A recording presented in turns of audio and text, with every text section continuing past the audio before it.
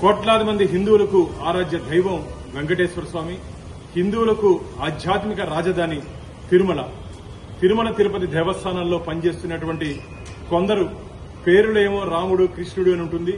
కానీ ఇంట్లో వ్యవహారాలు మాత్రం జీసస్కి సంబంధించినటువంటి ఆ ప్రవచనాలు గాని, ఆ ప్రార్థనలు గాని చేస్తుంటారు. దాదాపు టీటీడీలో ఉన్నట్టు 22,000 మంది పనిచేసినటువంటి సిబ్బందిలో చాలా వరకు మతం మారని చెప్పి మాకు ఫిర్యాదులు వస్తున్నాయి. ఇప్పటికే కొందరిని తిరుమల తిరుపతి దేవస్థానం మేము గుర్తించాం. కానీ నేను మొట్టమొదటి ధర్మకర్తల మండలి సమావేశంలోనే ఈ ప్రస్తావన తీసుకురావడం జరిగింది.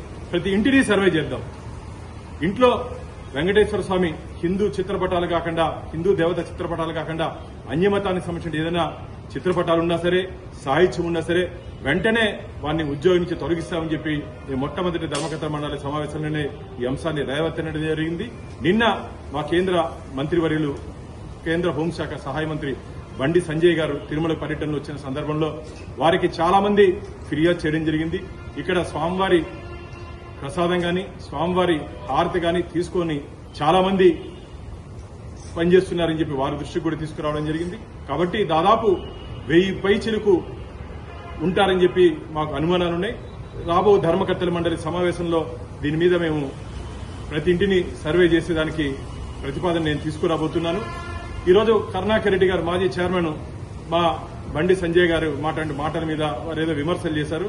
కరుణాకర్ రెడ్డి గారు 2019 నుంచి 24 వరకు ఆంధ్రప్రదేశ్ లో హిందూ వ్యతిరేక ప్రభుత్వం రాజ్యం ఏలింది. హిందూ దేవతా విగ్రహాలు, పవిత్ర రథాలు, హిందూ దేవత గుళ్లుపై దాడులు జరిగాయి. ఒక నాస్తికుణ్ణి తిరుమల తిరుపతి దేవస్థానానికి ధర్మకర్తల మండలి అధ్యక్షుడిగా నియమించారు. 2019 నుంచి 24 వరకు టీటీడీ చరిత్రలో ఎప్పుడూ లేనట్టు విధంగా భారీ అవినీతికి టీటీడీని అడ్డం పెట్టుకుని చేసినటువంటి సందర్భాలు టీటీడీలో ఉన్నాయి. నేను ఛాలెంజ్ చేస్తున్నా కరుణాకర్ రెడ్డి గారికి, మీరు సిద్దమా? ప్రతి ఇంటి సర్వేకి మీరు కూడా వచ్చేదానికి సిద్దమా?